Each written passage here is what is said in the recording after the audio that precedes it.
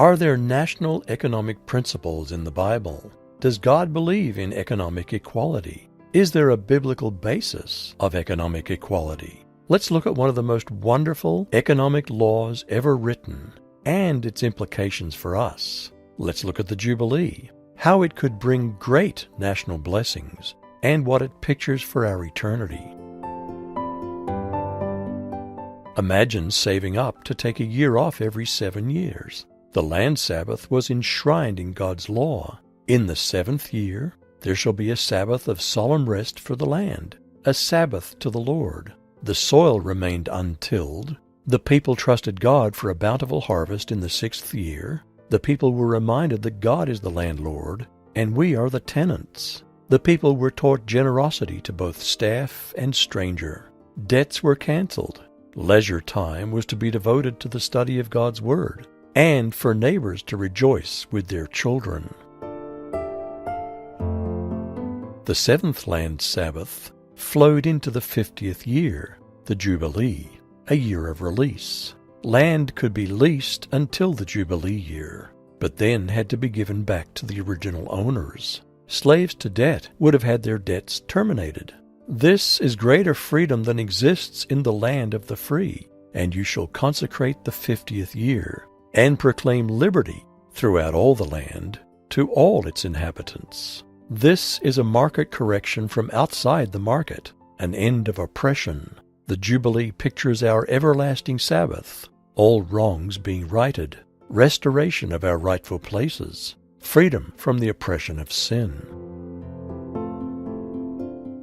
Reagan's Reaganomics and Clinton's financial deregulation gave middle-class incomes to the wealthy. Middle-class incomes should be 50 to 100% higher than they are, but poverty is increasing.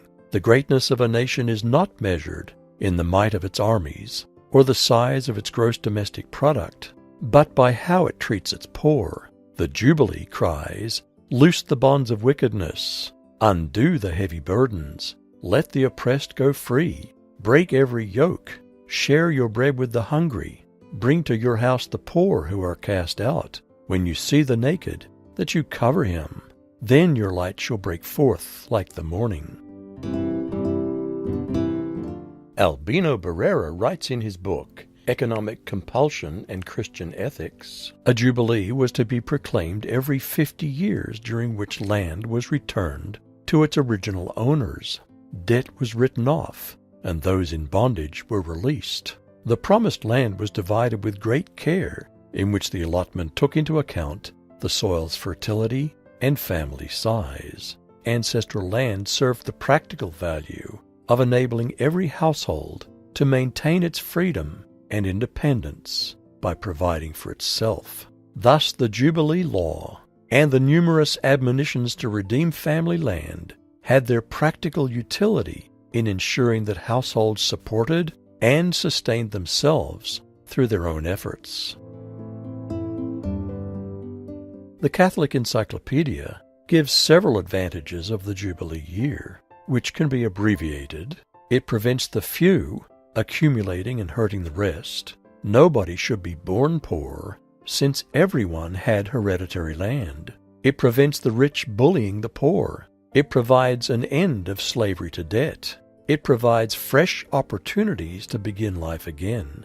It prevents the scourge of class bigotry and preserves society. Such a perfect law would bless any nation with justice, individual freedom, and guarantees of economic fairness. Above all, it foreshadows the wonderful hope of a beautiful eternity with a fair and just God.